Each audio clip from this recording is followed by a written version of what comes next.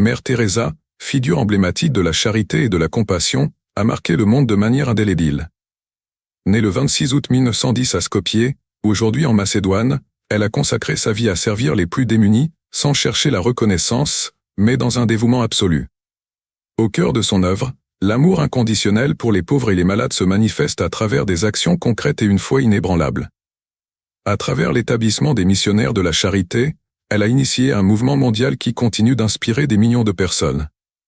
Sa vie, dédiée entièrement à Dieu et à l'humanité, est un modèle de sacrifice et de foi vivante, un témoignage de ce que signifie vivre pour les autres. Au-delà de son œuvre, ce qui distingue Mère Teresa, c'est sa capacité à faire rayonner la lumière dans les ténèbres. Ses efforts ont traversé les frontières, et elle est devenue un symbole de l'espoir pour ceux que la société oublie souvent. À travers son travail dans les bidonvilles de Calcutta, elle a redonné dignité et espoir à ceux qui en avaient le plus besoin. Son engagement a été reconnu par le monde entier, culminant avec l'attribution du prix Nobel de la paix en 1979. Mais au-delà des distinctions, c'est son humilité et son désir de rester une humble servante de Dieu qui ont laissé une empreinte durable.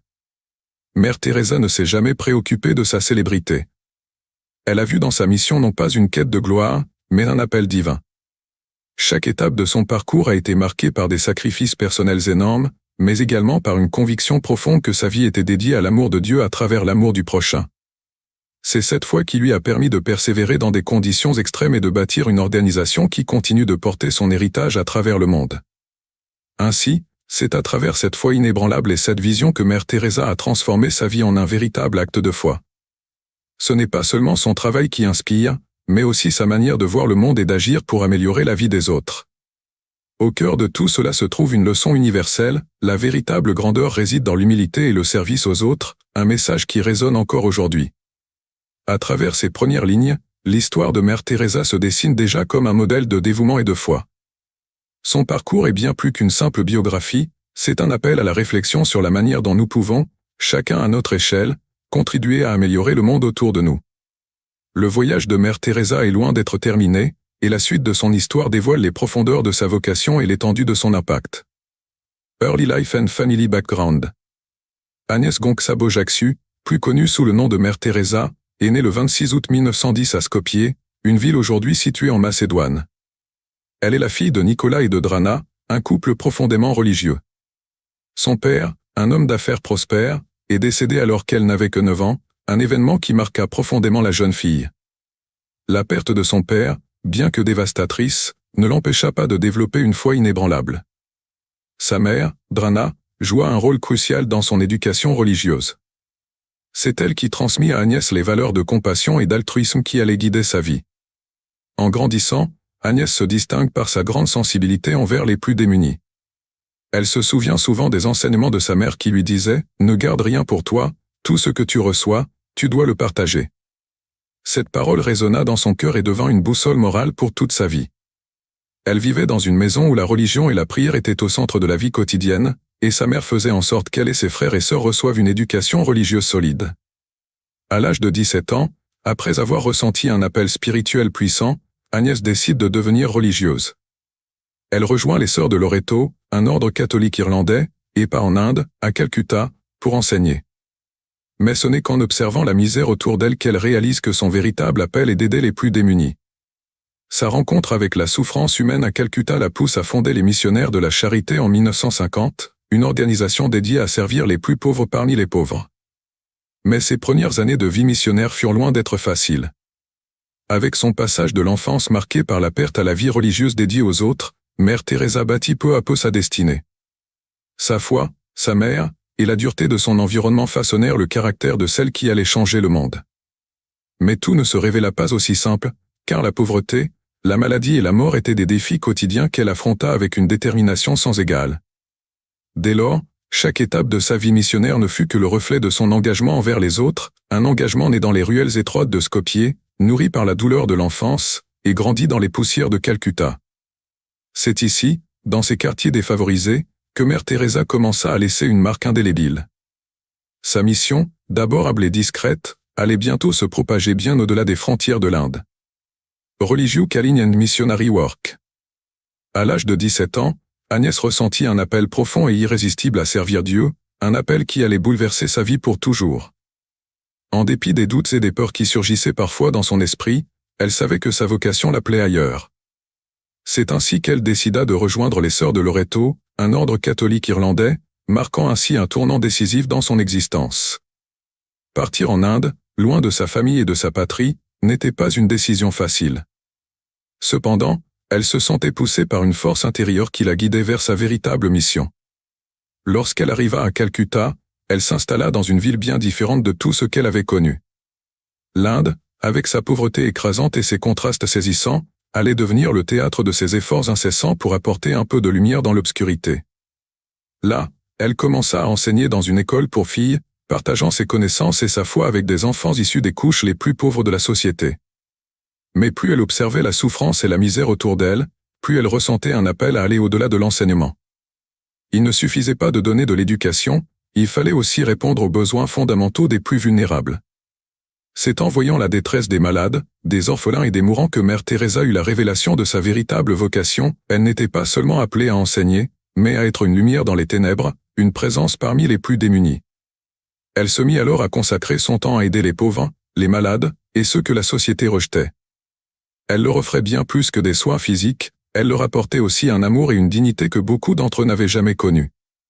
Un jour, alors qu'elle distribuait des repas dans les ruelles sombres de Calcutta, une vieille femme, épuisée par des années de souffrance, la regarda dans les yeux et lui dit simplement « Vous êtes mon ange, vous êtes la lumière dans cette nuit sans fin ». Ces mots résonnèrent profondément en elle, consolidant son engagement à servir ceux que personne ne voulait voir. Peu à peu, cette mission qu'elle avait entreprise seule se transforma en une œuvre mondiale. En 1950, elle fonda les Missionnaires de la Charité, un ordre religieux dédié à aider les plus pauvres parmi les pauvres. Ce fut le début d'une œuvre humanitaire qui allait toucher des millions de vies à travers le monde. Ce qui avait commencé par un simple désir de servir s'était métamorphosé en un mouvement global, un mouvement porté par une femme qui, à chaque pas, ne cessait de se dévouer à une cause plus grande qu'elle-même. Mais son œuvre ne se limita pas seulement aux frontières de l'Inde. Elle inspira des milliers de personnes dans le monde entier, convaincues que la compassion ne connaissait pas de limites géographiques ni culturelles. Ainsi, le voyage spirituel et missionnaire de Mère Teresa commença véritablement à prendre forme à Calcutta. Ce n'était plus seulement une question d'enseignement ou de charité, mais d'une vie entièrement dédiée à la transformation des vies brisées et à la guérison des âmes souffrantes. Elle transformait la douleur des autres en un moteur pour sa propre mission. L'impact de son travail dépassa largement les frontières de la ville, et son nom commença à résonner à travers le monde comme celui d'une femme qui incarnait véritablement l'amour du prochain. Mais cette mission, bien qu'elle fût noble et pleine de sens, ne fut pas sans défi. Au contraire, c'était une lutte constante pour surmonter les obstacles matériels, humains et spirituels. Malgré les difficultés, Mère Teresa se sentait souvent seule dans ses moments les plus sombres. Pourtant, à chaque difficulté rencontrée, Mère Teresa puisait dans sa foi la force nécessaire pour continuer, convaincue que ce qu'elle faisait était voulu par Dieu. Un jour, après avoir traversé une épidémie de choléra qui a fait des ravages dans l'un des bidonvilles de Calcutta, elle se souvint de la promesse qu'elle s'était faite lorsqu'elle avait pris sa décision de servir les plus démunis, Dieu est dans chacun de nous. Cela la motivait à ne jamais abandonner, à ne jamais se laisser décourager. Elle savait qu'elle ne pouvait changer le monde toute seule, mais elle croyait profondément que, si elle parvenait à toucher une seule âme à la fois, cela avait déjà un sens. Et c'est ainsi que, jour après jour, elle poursuivit son travail, une prière silencieuse sur ses lèvres, déterminée à suivre la voie que Dieu lui avait tracée. Mother Teresa's Contribution in Calcutta. Mère Teresa arriva à Calcutta en 1929, animée par un appel profond à servir les plus démunis. Cette ville, en proie à une pauvreté extrême et marquée par des contrastes saisissants, allait devenir le centre de son œuvre dévouée. Après avoir pris la décision de rejoindre les Sœurs de Loreto à l'âge de 17 ans, son voyage en Inde n'était pas simplement un départ géographique mais un tournant spirituel majeur. Là-bas, elle commença par enseigner à l'école des filles, tout en s'immergeant dans les réalités cruelles de la vie des plus pauvres.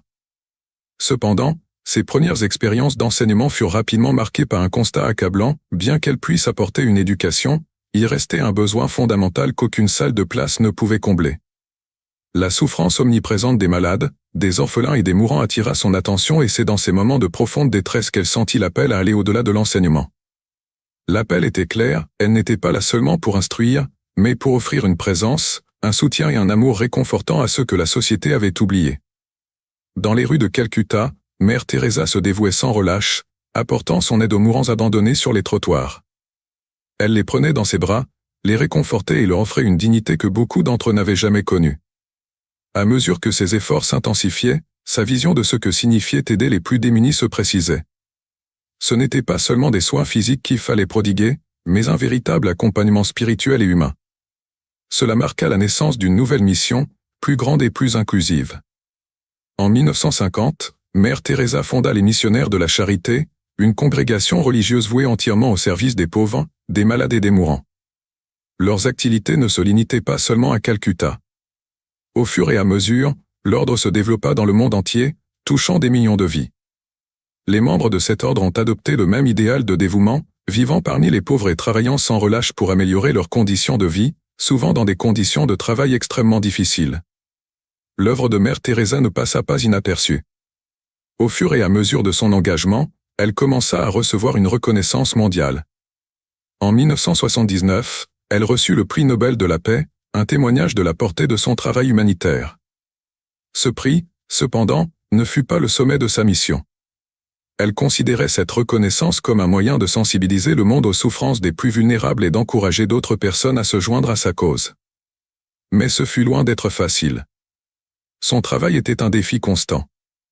Les ressources étaient limitées, les obstacles étaient nombreux, et le rejet social parfois accablant. Cependant, Mère Teresa puisait dans sa foi et dans sa conviction profonde que son travail avait une signification divine. Chaque sourire, chaque geste de compassion, chaque vie sauvée renforçait sa foi et son engagement. Ce qui avait commencé comme un humble appel à servir s'était transformé en un mouvement mondial. Sa mission n'était pas seulement de sauver des vies physiques, mais de nourrir les âmes et de raviver l'espoir là où il n'y en avait plus. Au cœur de tout cela, elle incarna une simplicité profonde, vivant parmi les pauvres, se consacrant à eux sans distinction, et prenant soin de ceux qui étaient rejetés par la société. Mère Teresa ne s'est jamais laissée détourner de sa mission. Même face à des défis insurmontables, elle continuait son travail avec une énergie inépuisable. Chaque jour, elle se levait avec l'objectif de faire une différence, même minime, dans la vie de ceux qu'elle servait. Ainsi, l'impact de son œuvre a continué à se répandre, dépassant largement les frontières de Calcutta pour toucher le monde entier. Recognition and Nobel Peace Prize. Le 10 décembre 1979, Mère Teresa reçut le prix Nobel de la paix à Oslo, une reconnaissance mondiale de son engagement envers les plus démunis.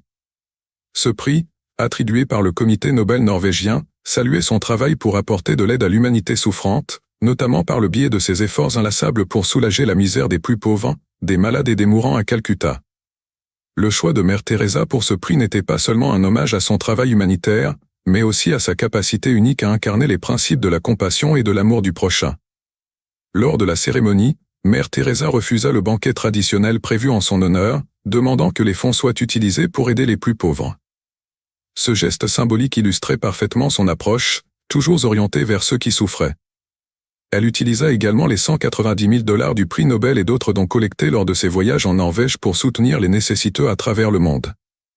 Ce n'était pas une simple récompense personnelle, mais une opportunité de servir encore plus efficacement ceux qui en avaient le plus besoin.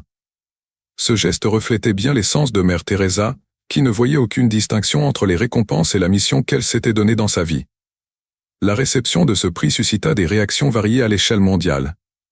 Beaucoup saluèrent son dévouement envers les pauvres et les malades, la qualifiant de sainte vivante. Son image devint celle d'une figure incontournable dans le monde de l'humanitaire, et elle était vue comme un modèle de charité pure et d'amour divin. Toutefois, ce prix ne fut pas exempt de controverses. Certaines voix critiques s'élevèrent, questionnant la gestion des fonds de charité et les conditions de soins dans les établissements qu'elle dirigeait. Des médecins et des journalistes pointèrent du doigt le manque de soins médicaux appropriés et des conditions d'hygiène insuffisantes dans ces centres, ce qui créa une tension autour de l'image d'une femme au cœur immense mais également vue comme trop idéalisée, voire éloignée des réalités pratiques. Malgré ces controverses, Mère Teresa poursuivit son œuvre avec la même ferveur. Elle continua d'étendre les missionnaires de la charité, son ordre fondé en 1950, qui comptait déjà plus de 1100 religieuses et 300 novices, gérant 30 orphelinats et 70 centres pour lépreux en Inde. Sa mission s'étendit bien au-delà des frontières indiennes, touchant des vies dans de nombreux pays, notamment en Afrique, en Amérique latine et en Europe de l'Est. Elle ne laissa pas la célébrité nuire à son engagement. En dépit des feux de la rampe, elle choisit de rester profondément ancrée dans sa vocation, consacrée à l'aide des plus démunis sans jamais se laisser détourner par la renommée. Ainsi, bien que sa réception du prix Nobel de la paix ait été marquée par des réactions partagées, elle n'en demeura pas moins déterminée à poursuivre sa mission, élargissant son ordre et son impact humanitaire à l'échelle mondiale. Sa capacité à maintenir sa simplicité et son humilité malgré l'attention internationale qu'elle recevait demeure un aspect fondamental de son héritage. Et, à travers ce prix Nobel, Mère Teresa parvint à attirer une attention mondiale sur les problèmes de pauvreté et de souffrance humaine, encourageant ainsi d'autres à suivre son exemple de service inconditionnel. Miracle and canonisation. Après avoir consacré sa vie à servir les plus démunis, Mère Teresa a été canonisée le 4 septembre 2016 par le pape François, devenant ainsi Sainte Thérèse de Calcutta. Cette reconnaissance officielle par l'Église catholique repose sur l'attribution de 2 miracles posthumes, éléments essentiels du processus de canonisation. Le premier miracle reconnu par le Vatican concerne Monica Bessra, une femme indienne atteinte d'une tumeur abdominale. En septembre 1998, lors du premier anniversaire de la mort de Mère Teresa, une médaille ayant touché son corps a été placée sur l'abdomen de Monica, accompagnée d'une prière. Quelques heures plus tard, la tumeur a disparu de manière inexpliquée. Cette guérison a été examinée par une commission médicale qui a conclu à l'absence d'explication scientifique, la qualifiant ainsi de miracle attribué à l'intercession de Mère Teresa. Le second miracle a eu lieu en 2008 au Brésil, où Marcílio Andrino, un ingénieur souffrant de graves infections cérébrales, a été guéri après que sa femme ait prié Mère Teresa pour son rétablissement. Les médecins ont constaté une amélioration soudaine et inexpliquée de son état, ce qui a conduit le Vatican à reconnaître cet événement comme un miracle. Ces 2 guérisons ont été validées par le Vatican, permettant ainsi la béatification de Mère Teresa en 2003 et sa canonisation en 2016. La cérémonie de canonisation a eu lieu sur la place Saint-Pierre, en présence de milliers de pèlerins venus du monde entier pour célébrer cette nouvelle sainte, symbole de miséricorde et de dévouement envers les plus pauvres. La canonisation de Mère Teresa a été un événement marquant pour l'Église catholique, soulignant l'importance de la foi, de l'amour du prochain et de l'engagement envers les plus vulnérables. Elle demeure une figure emblématique de la charité chrétienne et continue d'inspirer de nombreuses personnes à travers le monde. Source. Conclusion, The Lasting Legacy of Mother Teresa. Après avoir dédié sa vie à la mission de servir les plus démunis, Mère Teresa laisse derrière elle un héritage d'une ampleur sans précédent. Son engagement envers les pauvres, les malades et les exclus de la société a non seulement redéfini la notion de charité chrétienne, mais a également inspiré des millions de personnes dans le monde entier. Le fait qu'elle ait été canonisée en 2016 par le pape François est une consécration de sa vie et de son œuvre, qui continue de rayonner bien au-delà de sa mort. Sa canonisation en tant que Sainte Thérèse de Calcutta en 2016 par l'Église catholique est un témoignage de son dévouement inébranlable à la cause des plus vulnérables. Au cœur de ce processus, il y a les 2 miracles posthumes qui ont scellé son statut de sainte. Ces miracles, attribués à son intercession, ont été soigneusement examinés et validés par le Vatican, confirmant ainsi sa connexion spirituelle avec ceux qu'elle a touchés. Ces événements ont non seulement marqué un tournant dans la reconnaissance de sa vie exceptionnelle, mais ont aussi renforcé l'idée que Mère Teresa, au-delà de son rôle terrestre, est une figure éternelle de la foi chrétienne. Cependant, l'impact de Mère Teresa ne réside pas seulement dans les miracles qui ont entouré sa canonisation. Son héritage réside dans l'influence durable qu'elle exerce sur les actions de charité dans le monde entier. À travers ses missionnaires de la charité, qu'elle a fondés en 1950, elle a réussi à établir une organisation qui, encore aujourd'hui, offre une aide précieuse dans les endroits les plus isolés et les plus démunis de la planète. Sa vision et son travail ont transcendé les frontières culturelles et religieuses, unifiant les individus autour de l'idéal de l'amour et de la compassion sans réserve. Son nom est désormais synonyme de miséricorde, de compassion pure et de service désintéressé. Même aujourd'hui, des années après sa mort, Mère Teresa continue d'inspirer des actions de solidarité et de générosité dans le monde entier. Son message est intemporel, celui d'une foi vivante, incarnée dans l'aide concrète aux plus démunis, et sa vie demeure un modèle de dévouement absolu.